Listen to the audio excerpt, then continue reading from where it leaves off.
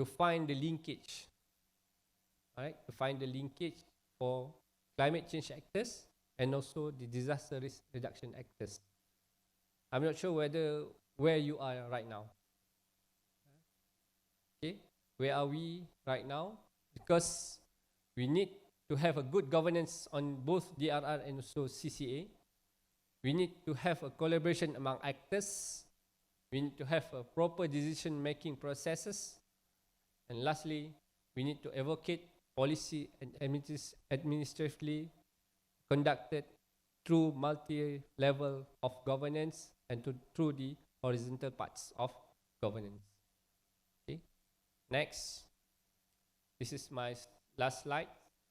So we should involve multiple actors, bridging knowledge among DRR and CCA, and we have to have a common sets of governance, collaboration cross-sectoral and layers, and public participation. For that, I conclude my presentations. Maybe last slide. Next slide, please. All right, this is a word cloud of my research. I'm doing research to gain everybody ideas. So please treat me as a researcher, not a government officer. I'm not a soldier. I'm a soldier of fortune, actually. All right, I'm a soldier of fortune to protect our future generations. We are actually soldiers. So I couldn't fight by myself. My organization couldn't fight by ourselves. We need your contributions on this, and please answer all the questions in WOVA, the WOVA apps, please. So in the terms, you can increase your points in WOVA as well. All right. So so perhaps that we can adapt the climate change factor into disaster risk reduction. There are, or maybe we can have a chit chat. Everybody have microphones in their seats, so maybe you can share ideas about key challenges, how can contribute, and as individually how you can contribute. Okay, what sort of activities and what sort of resources. Oh, okay, great. Somebody did question, what are the resources, financial material that we need to prepare in the effects of climate change through adaptation and resilience? Yeah. Right now, when we talk about disaster response, people are talking about preparing the resources, right? People are talking about preparing the resources. And the first thing that come into mind is boats to prepare rescue for floods, foods, and also shelters like beds, tents, okay, these kind of things. Because we are tends to prepare only for the response phase. Please do remember that actually in terms of disaster, we have 4 types of periods. Okay, disaster, we have 4 types of periods. The first thing is the preparedness type, the preparedness phase, and the second phase is the response phase. Once the disaster struck, then you respond, and then after the disaster struck, okay, you need to be recovered. And the final one, this final phase, is on the mitigations. So we need to cover the whole area. So in terms of assets, please do think what you need during the peacetime, which is without the disaster. So that's the asset that we need during the disaster.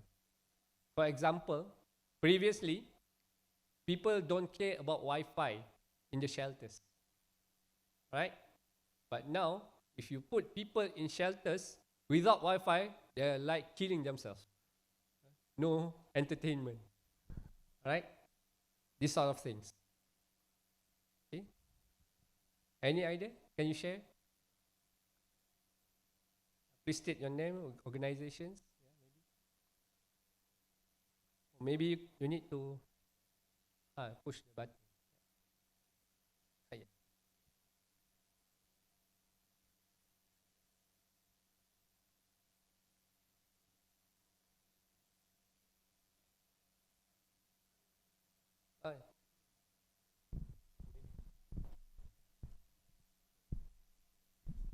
Right. Thank you, Colonel Shukri. I don't know whether this is a comment or a question. No, when I think about climate adaptation and risk reduction, and so we are thinking along resources, just land use, and then fisheries and rivers. And for me, those are under state. And we talk about the National Adaptation Plan that comes under federal.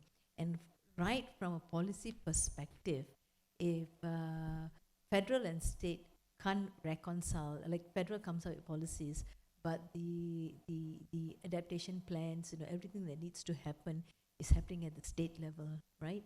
And yesterday we heard YB Liu was telling, how the state uses their resources as a source of income, right? So how do you see this going forward? Because we are talking about the different players that needs to come in to make sure that the risk reduction and adaptation works hand in hand. So I'm not sure how federal and state is going to come together to work in managing the climate adaptation process. Yeah, I agree. I do agree with you. Actually, this is based on my experience because I've been working with the HQ, within the HQ, and also within the states, and working with the district level. What happens is, for each states, they have their own regulations. They have their own regulations. The thing is, HQ, they have their own visions, but states, they have their own self visions that sometimes they don't oblige to the HQ regulation, right? To the federal regulations. So in terms of that, we might find actually there are two major problems. The first thing is we don't have any reconcile, or we don't have any synergized objectives together, right? And the second thing is they have their own political wills. And the most major effect during my studies is on the political wills. All right? Because everybody want to show hero during disaster strike. Climate change, everybody wants to be a hero. Everybody wants to be, how to say, popularity, to seek popularity during this kind of events. So that is why it's quite, how to say, challenging to have a similar goals, to have a similar objectives, to have similar initiatives to be conducted, but yet, like you said, MINEP, which should be done or established previous years, right? Should be established in 2017, I've heard. But due to bureaucracy, it's been, how to say, like, this is something we should be trying to avoid, right? We should try to avoid because we are, I'm not sure whether we are politically divided or we are ideologically divided, right? That is why I try to, maybe me myself, I couldn't sell the idea of bridging the interconnectedness among us, right? So this is how we try to connect everybody through the MINEP. It's a very good initiative, but yet a policy which is created couldn't be successfully executed if we don't have supports from bottom up. That's why we're trying for disaster risk reduction ourselves.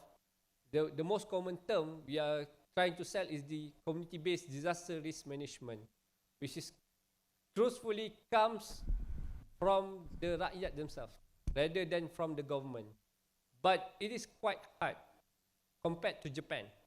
Compared to Japan, you can see in some region, we can see, oh, Japan is very good, or very imminent to imminent to disaster, so everybody could save themselves. But once the 2011 Tohoku earthquake happens, right, Tohoku earthquake, the tsunami happens, still a lot of people dies. Why?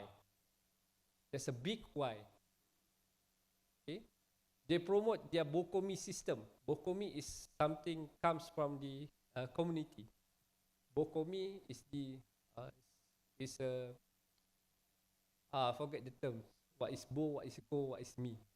Right? It's the Japanese term for community-based disaster risk management, which people like the JPKK, MPKK right now, they themselves create their own disaster risk management team, so that whenever the disaster struck, they themselves respond. They are taking the experience based on the previous Kobe earthquake in 1997, 1994, I forget. All right, because why? During that time, 70% of response coming from the public, only 30% coming from the government officials, because the earthquake struck whole nations. Okay? That's why we try to gain this idea. We try to have also the climate bottom-up players, okay? Climate change actors from the community, from the NGO, from the private sectors, right? Together we can, how to say, to be a hero among ourselves. Right. Thank you, Nessa. Yes, sir.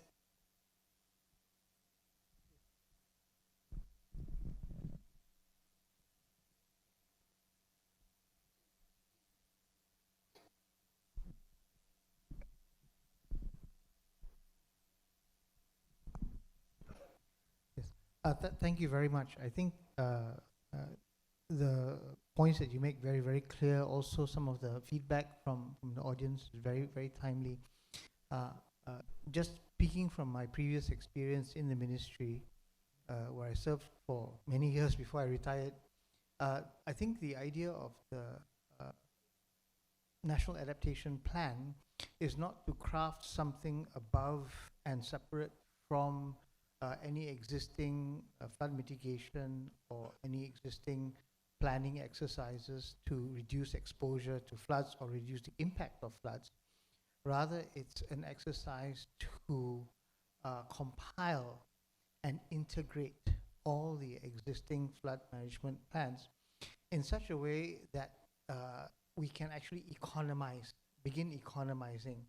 If we treat all these plans separately, then individual costs are actually very high. And in fact, flood control is one of the largest components of the budget, if you've checked it out. But through this kind of integration, we actually avoid two things. One, we actually avoid making mistakes where when we have things in silos, you implement a flood protection measure for a given area, you simply divert the water to other areas, right? The lessons from China in 2021 and this year serve as huge lessons about water, river basin scale water management, right? Where in trying to prevent or reduce damage to key infrastructure in Beijing, the water was diverted to other parts of the city and other people end up getting flooded out. So, of course, the political system in China is very, very different. It's very centralized, but it's perhaps something that we don't or may not necessarily be able to do here to control a river in a centralized manner. But I think the idea is actually to avoid needing or to avoid having to deal with loss and damage in the first place, which means if an area is vulnerable to floods, don't build anything there, or build things there that can withstand inundation. Build a stadium there, you know. Build something where the ground floor is the first floor is parking lots. You know, all kinds of infrastructure can handle those things. But the response, the local response, is very important, because many times what is cut off is the transportation infrastructure. You can't bring help from outside even if you wanted to, right, for very severe events. But I think with the feedback that I hope the group will provide, we can prepare some feedback to the relevant bodies that are in charge, which is what CGM has been doing, bringing together stakeholders to get this range of views so that we can compile them and produce a report we can curate and then make available to all the policy making, planning and implementing agencies, so that they can approach this in the most integrated way possible. And when we do that, we can reduce the cost. So certainly very much welcome your feedback. Thank you.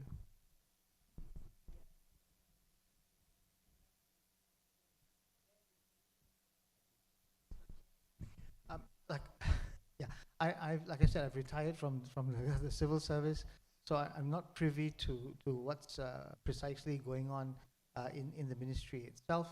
Of course, that would be a good question to pose to YB and Nick Dasby next time you see.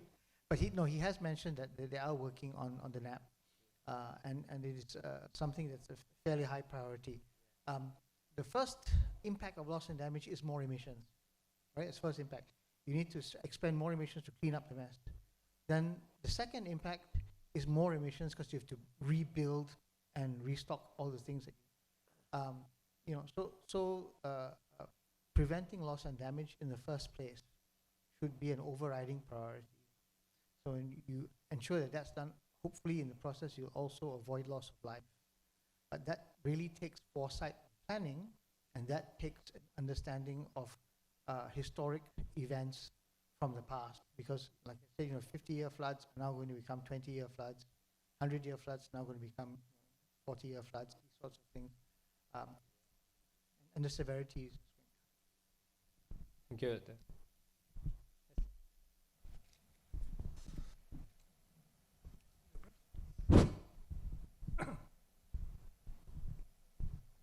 I just want to give the benefit of my experience.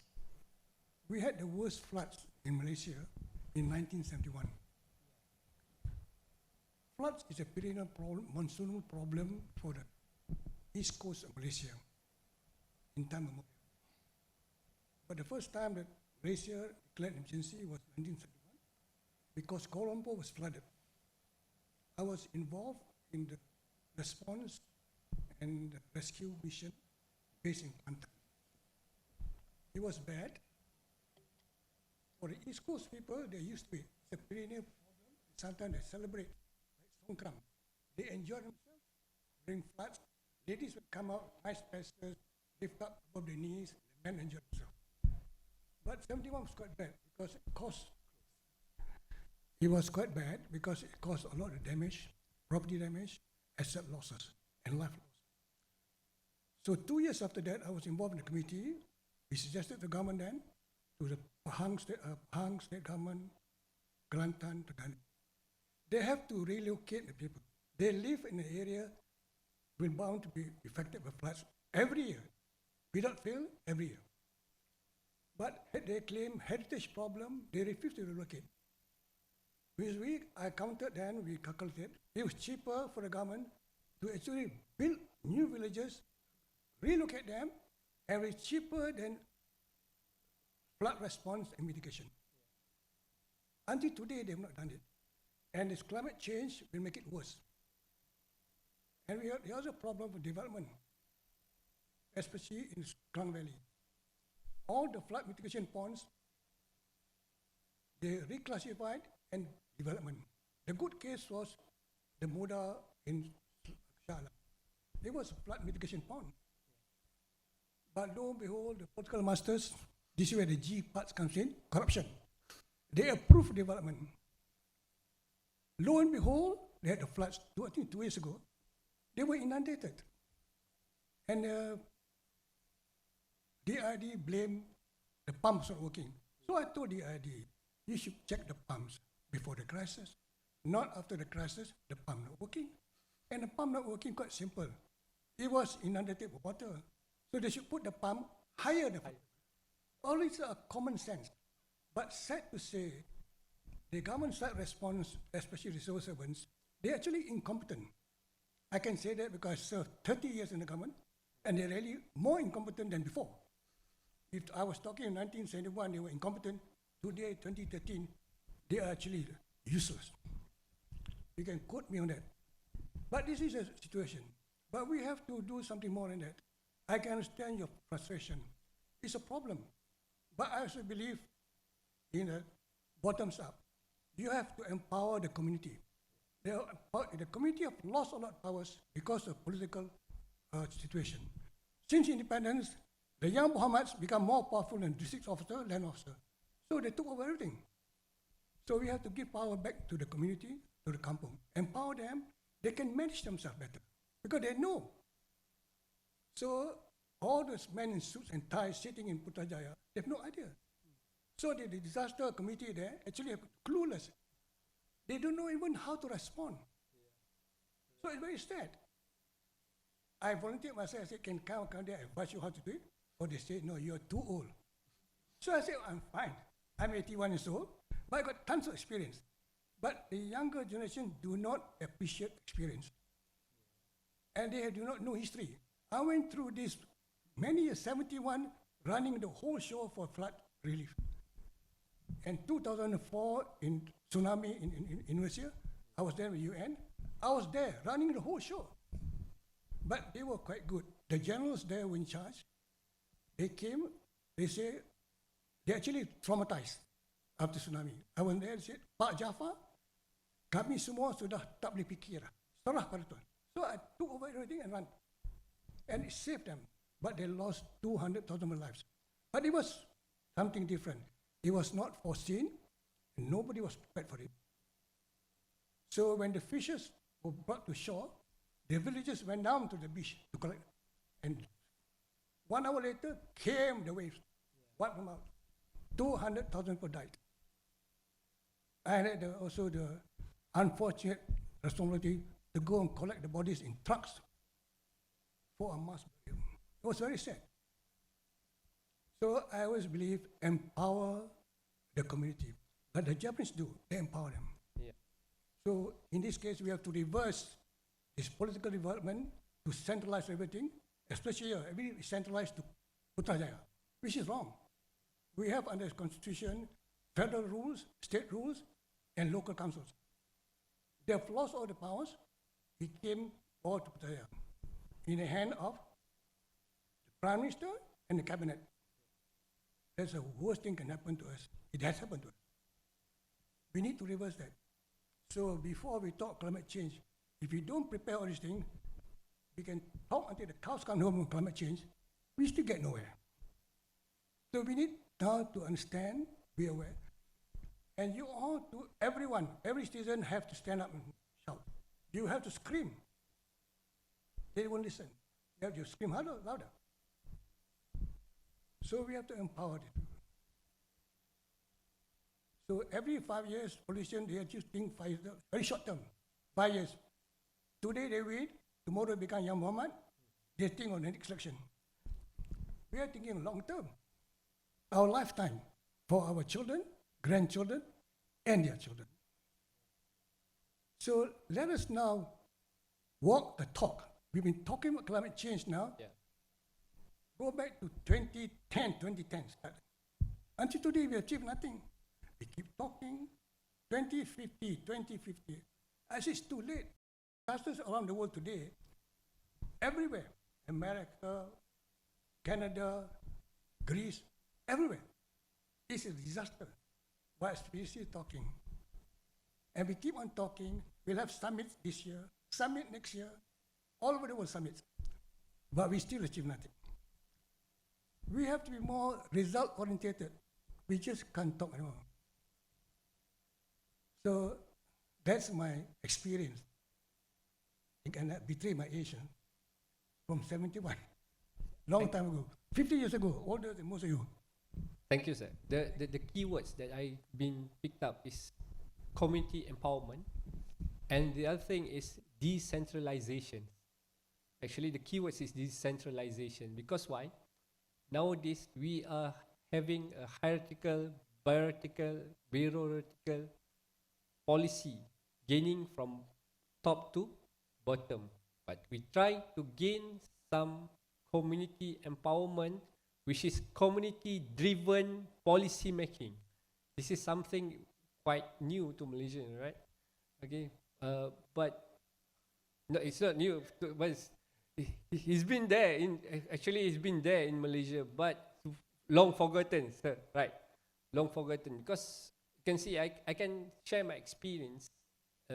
How the Japanese, they have not only the Bokomi, the JKKK involved in developing their own nation. The Minami Sanriku area was affected heavily after the tsunami. So the Minami Sanriku area, you can search Minami Sanriku. It's an area of fishermen village, where these kinds of community organizations, they themselves make their plans how to recover their place after the tsunami. And even policy coming from the national government, from the Minami Sanriku is under Sendai province. All right, so they still have the power to give the opinions on how to rebuild their own area, fishermen's area. Because once you see, one of the impacts, I see, whenever happens tsunami, they tends to build more higher seawall. Okay, previously the seawall is about 8 meters. Then tsunami comes to 12 meters high. So they are thinking whether to build 15. There are villages, fishermen village. If they have seawalls, how can they fish? Right? So this is something that they are developing together with the national government and also the province levels of government. Right? Any other ideas? Wants to share? Yes, sir. Yeah. Hi, good afternoon. My name is Raja Swami. Yeah. I'm a DRR infrastructure engineer retired from the United Nations.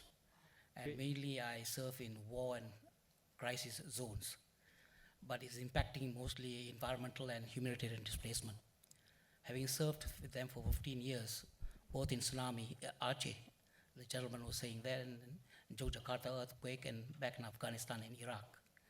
So no matter what we talk, these countries, they've gone through this disaster, and they have already in place, policies and procedures and legislations in place for disaster risk reduction. That's from whistleblowing, that's preparedness, preparations, response, and mitigation measures. Coming back to Malaysia after retired with them as a DRR experts in Malaysia, the first thing is that I just, before the pandemic actually, I just wanted to talk to these decision makers. It's in the Fed, the NAGMA, so-called NAGMA. So they were very effective. I think if there is a lot of actors sitting here, I think they should listen from me, all right, with respect to them and really sincerely, because I love for the country. So having talked to them about these disasters in Malaysia, which is really happening, and it's going to happen for, say, because what you have mentioned that we are in the 98th country that in the disaster is 3.5. Very ineffective because they are only responders, all right? They don't have proactive measures, that is from whistleblowing to preparations, preparedness, response, mitigations, and follow-up, the whole life cycle. The lack of that, and we have saw what the major disaster we had here in floods. Now coming back to impact and resolution, I'd like to share with you how it works. All the actors were attending today, be it from the academia, students, NGOs, and any other stakeholders. They should take this in place. You have mentioned a golden word, the miracle word, that's called CWC. Communication with communities plays an important role in preparedness of this disaster, whatever emergency that we're going to go through in the future. Okay, no landing period, number one. Number two, the feds has made them into legislation, okay, and a policy is already in place. But decentralized by the state government, they have their own policies and procedures in place. And then the locals, okay, local like Majlis Perpandaran, okay, the district areas, they have their own. So they don't talk to each other. There's no integration plan to each other. The only way to integrate this is that education, awareness, okay, to the local level. I give you an example. I'm from a very, very, very, very small town. I live in a kampung environment, very small town. That particular small town from a district has become Perpandaran right now, okay? Infrastructure has already expanded. Light industrial is expanded. But they don't have they have an EMP, environmental management plan, that need to be sent to the local authority in order to get endorsed. That's where it stands. But they don't have EMMP. EMMP in our language, DRR language, is Environmental Management Mitigation Plan, Action Plan. They don't have it. So a lot of light industries are coming up, and people in that particular kampung areas, I'm talking about small town, are having highest level of infectious diseases right now. If you go to the Klang Valley hospitals and so on, you'll find out a number of diseases that's cropping up. And the waters are being polluted, the airs are being polluted, landslides been happening. The fishermen are really getting dead fish with a lot of contaminations on it. So how to avoid all this? They have to go down to the grassroots level, educate the local authorities, okay, and have a CWC in place, like in the billboards or informations and things like that. Lastly, I'd like to share with any academics here, because I'm also formerly an academia, have a course, TVET, or any course, okay, in the diploma level or college level on DRR. Educate these young youths, so when they come out tomorrow as some decision makers, and they will know the value of what is DRR is about. Thank you. Yeah, thank you, sir. I can conclude. One is CWC, the community. It's actually communication with communities. Communication with community. Okay, right. Risk-informed communities, right? Risk-informed communities. Any other ideas? Because I've been together with a lot of corporate members. The thing is, they don't know how to contribute. They don't know how to contribute because they never feels how they could contribute. Even though, how you can see, the previous experience during my my station in Negeri Sembilan, the MCMC did call me to give a very brief about disaster management in Negeri Sembilan among the telcos. And what happens the next week? A very large floods happens in Negeri Sembilan, affecting the most important communications tower in Negeri Sembilan. I couldn't say where is it because it's secret. Okay, and they are thanked to me because we did have some good discussions beforehand, and at the time you can see Maxis, Celcom, DG, everybody working together because electricity utility providers like TNB, water, they all cut down after the floods. You can see Sri Muda, Langat having a very big issue, right? But don't forget, Jelebu also similar impact with Langat because they share Jelebu and Langat share the same river basins. Not the same river basin. I mean the same water catchment area. So Langat is this area, Jelebu is in this area. So Jelebu also being washed out and being separated from the world. So it's quite lucky we have good collaboration together beforehands. Maybe additional ideas? Hi, I'm Michelle. Currently, actually, I'm doing a master in sustainability in Sunway University. Basically, my views actually is very much on. I think it's important for city planning, town planning, to make sure that the infrastructure, building the green infrastructure. A lot of people say about it in like smart cities and all those things. You use different terms. And there's another buzzword called sponge city. I'm not sure whether you've heard before. Sorry, what term? Sponge. Huh? Oh, sponge. Sponge. Okay. Basically, the infrastructure is to have this nature-based solutions to be embedded into the town planning, whereby you have the trees, don't cut down trees, don't have overdevelopment, and basically we want to conserve the forest, the primary forest, not the secondary, if possible.